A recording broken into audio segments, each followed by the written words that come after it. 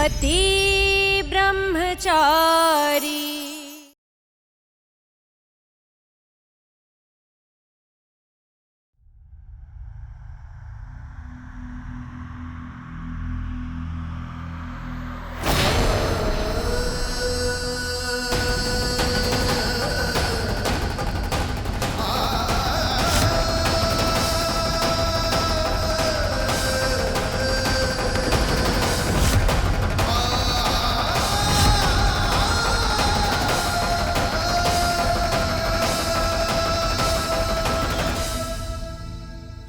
ईशा जी, आप मुझे छोड़कर ऐसे नहीं जा सकती ईशा जी। चलिए बस, बहुत हो गया नाटक। मैं ऑक्सीजन सिलेंडर ले आया ना, अब आप कोई बहाना नहीं कर सकती मेरे साथ, समझ गई? चलिए उठिए, मैं आपको घर लेकर चलूंगा। चलिए, हम दोनों को साथ में घर चलना होगा ईशा जी। आप यही चाहती है ना कि हम दोनों साथ में मिलकर आईएएस बने? तो ठीक है, ठीक है ईशा जी, मैं बनूंगा आईएएस।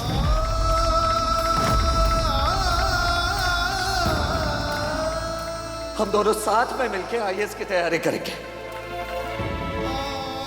ईशा जी, हाँ, मैं बनना चाहता हूँ आईएएस आपके साथ। हाँ ईशा जी, मैं सच कह रहा हूँ, बनेंगे आईएएस, हम दोनों साथ में बनेंगे आईएएस।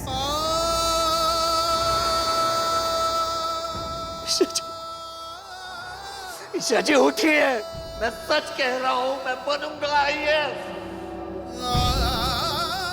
ईशा जी उठिए, ईशा जी।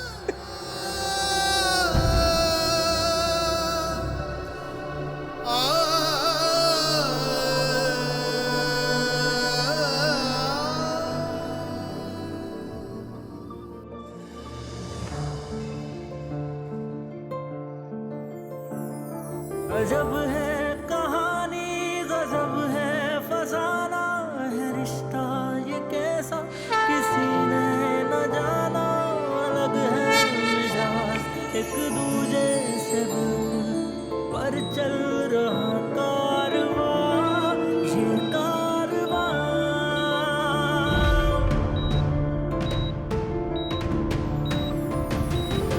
एक है ज़मीन, एक है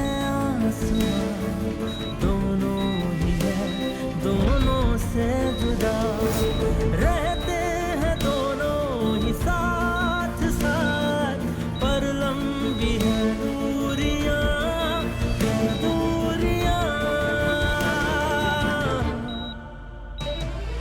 तू कहाँ मैं कहाँ, तू कहाँ मैं कहाँ,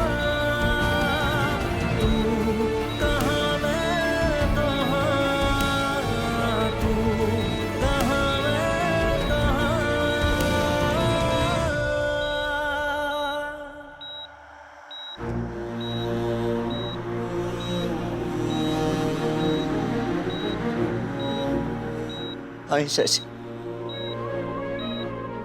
मैं बनूंगा आईएएस, खूब मेहनत करूंगा, खूब पढ़ूंगा, मैं बनूंगा आईएएस।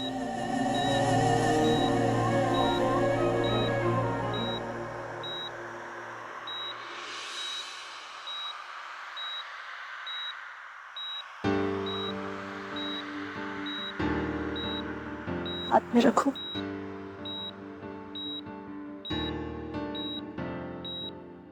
तू कहाँ मैं कहाँ, अब प्रॉमिस करो। तू कहाँ मैं कहाँ। आईशा जी, हम दोनों साथ में बनेंगे आईएएस।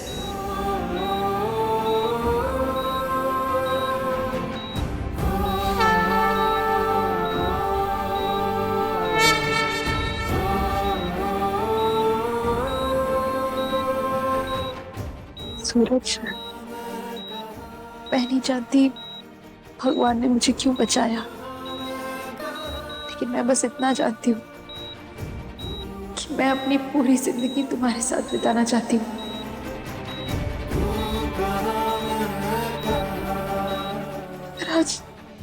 अगर आज मैं मर जाती तो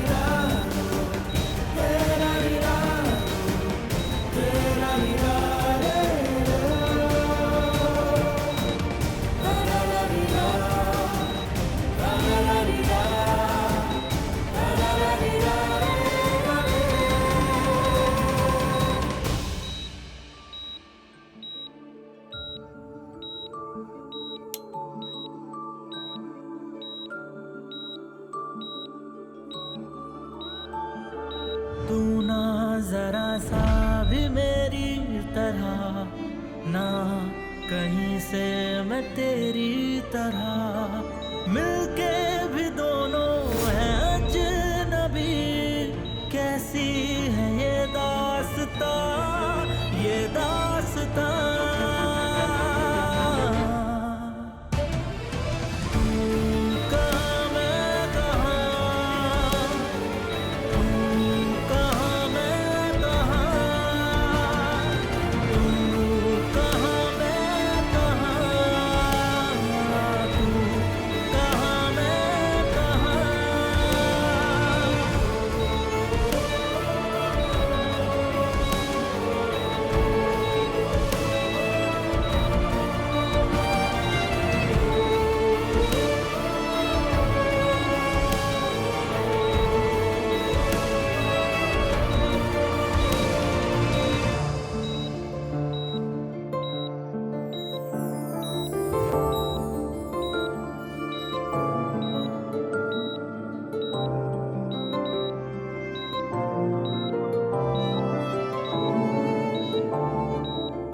मुझे माफ कर दीजिए ईशा जी।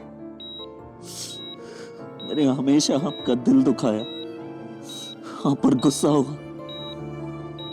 आज तक जितनी भी गलतियां मैंने की है उन सभी के लिए आपसे माफी मांगता हूँ ईशा जी, माफ कर दीजिए। मुझे भी माफ कर देना। दोनों से जुदा रहते हैं दोनों ही साथ साथ, पर लंबी है दूरियां, दूरियां। वाह वाह वाह, कान्हा जी का लाख लाख शुक्र है कि तुझे होश आ गया।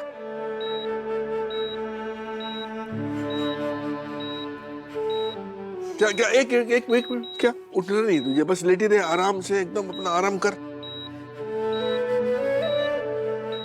पापा जी, मुझे आपसे कुछ बात करनी है। हाँ ठीक है, बात कर। वो जो भी बात करनी है लेटे लेटे कर, उठ के नहीं करेगी तू, शांति से। हैं? अब मेरे सिर पर हाथ रखिए। हिले। अब दूसरा हाथ सूरज के ऊपर रखिए। हैं?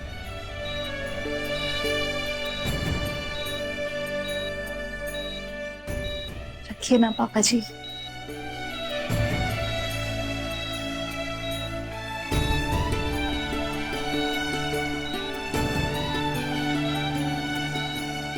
पापा जी, मैं और सूरज दोनों साथ मिलके आईएएस की तैयारी करने वाले हैं। हैं?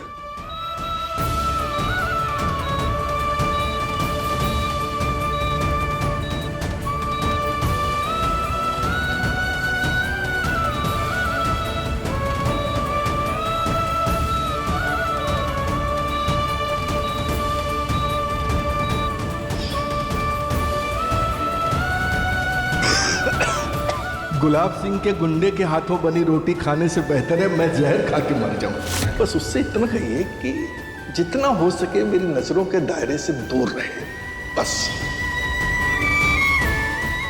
सच।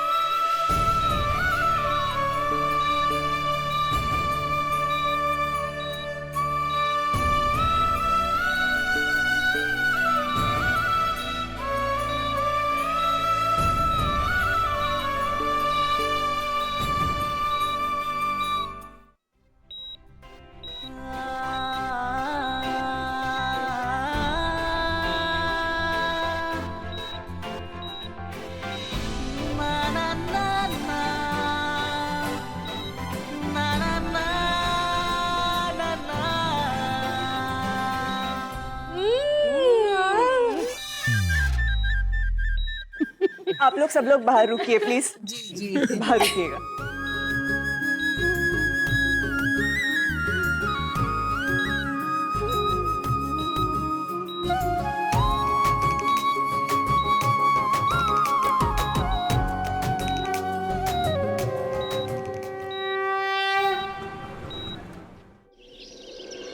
अभी अभी मिठाई खाइए।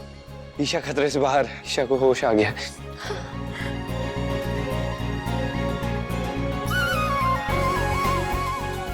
ठीक है। हाँ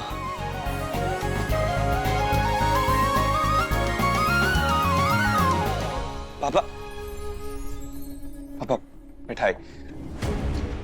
पापा ईशा को होश आ गया।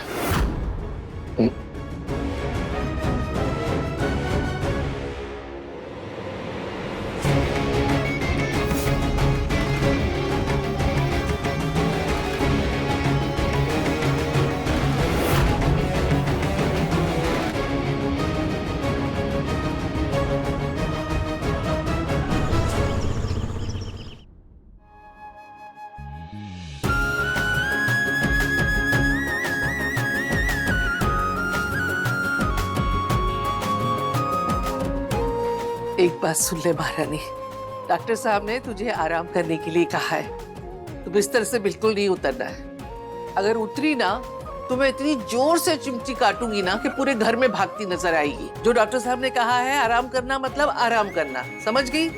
चल अंदर आओ।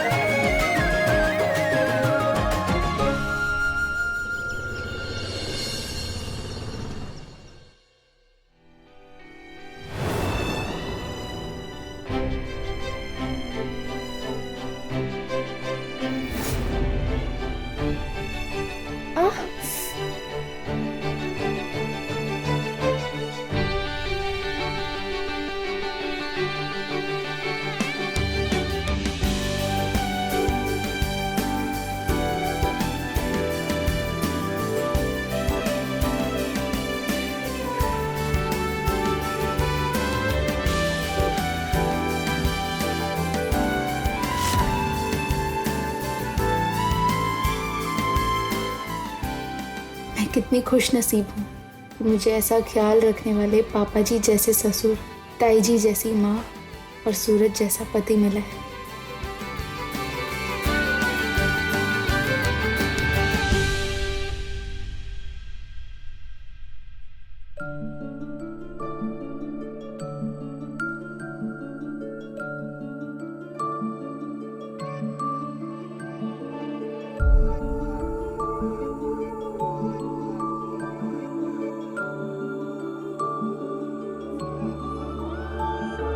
तू ना जरा सा भी मेरी तरह, ना कहीं से मैं तेरी तरह, मिलके भी दोनों हैं अजनबी। कैसी है ये दास्तां, ये दास्तां।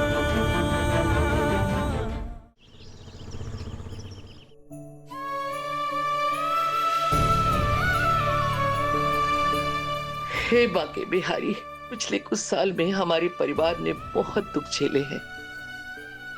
अब इस साल में और परेशानी ना आए इस परिवार पर।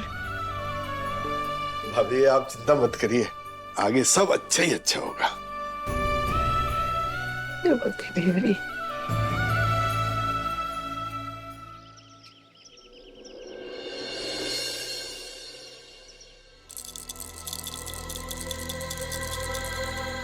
दारी की क्या यहाँ से वहाँ फुदकती फिर रही है? शांति से नहीं बैठ सकती?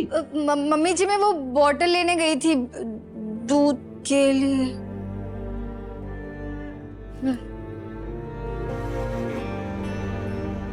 सब्जी में नमक डालना तो भूल ही गई। नमक कहाँ रख दिया?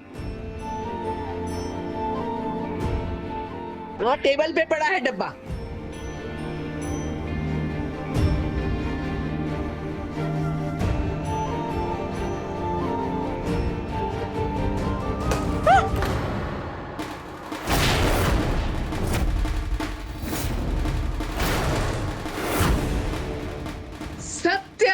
बकवास। अरे नमक गिरा दिया, पता है ना, नमक गिराना अब शगुन होता है। खबरदार जो दोबारा नमक को हाथ लगाया तो, अगर तुझे जरूरत है तो ईशा से या मोनिका से मांग लेना। एक तो सर पे आके बैठ गई है, ऊपर से सब काम बिगाड़ दिए। ताई माँ शांत हो जाइए ना, मैं हूं ना, मैं साफ कर दूंगी अभी। खबरदार, बिल्कुल तू साफ नहीं करेगी। इसने गिराया है ना तो यही साफ करेगी, ताकि इसे याद रहे कि दोबारा नुकसान नहीं करना है।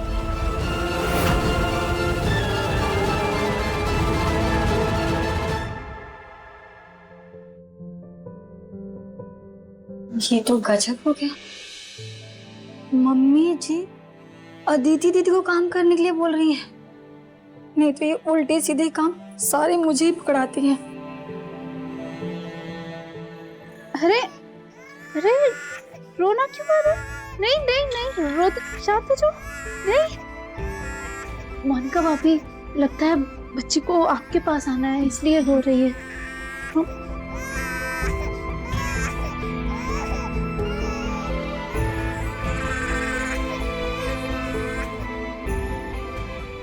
नमक का ढक्कन कहाँ गया?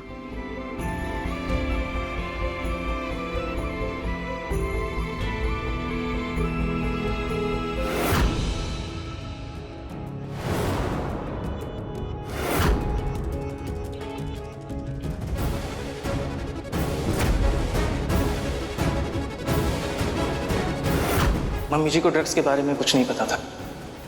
ये सब मैंने ही किया है।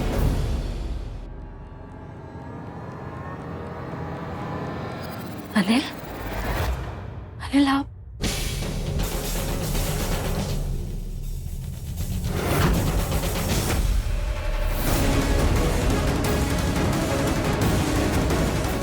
अनिल जीजा जी, आप यहाँ क्या कर रहे हैं?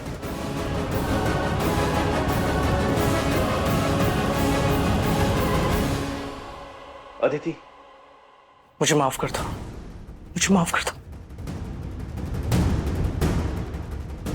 अनिल जीजा जी, आप अदिति दी से जितना दूर रहेंगे ना उतना ही अच्छा होगा, इसलिए चुपचाप यहाँ से चले जाइए। माना गलती की मैंने, उसी गलती की सजा काट कर आ रहा हूँ, मुझे माफ कर दीजिए। अब मैं कोई और गलती नहीं करूंगा।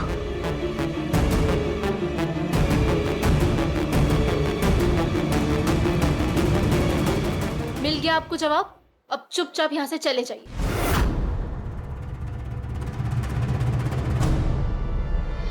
अनिल बाबू, अब जाइए, अब जाइए, यहां से जाइए।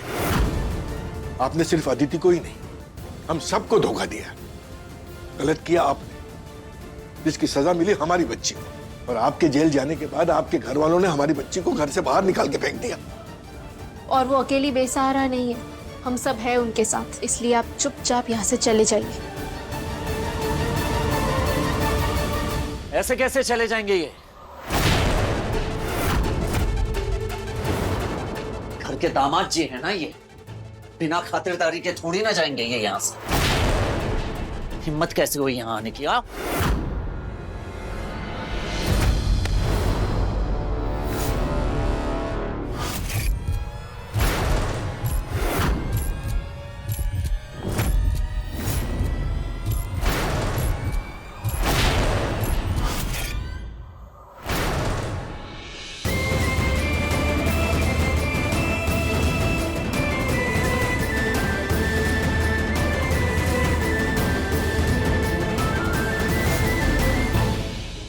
दीदी, ये क्या है ये सब अदिति दी? मैं जाऊंगी अनिल जी के साथ।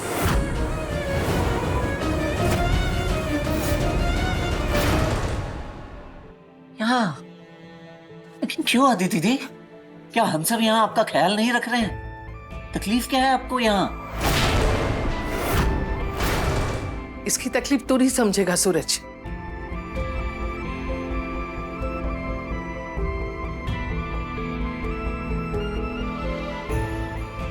मैं समझ सकती हूँ, इसकी परेशानी सिर्फ वो समझ सकती है जो औरत अपने पति के बिना जीवन जीने पर मजबूर हो।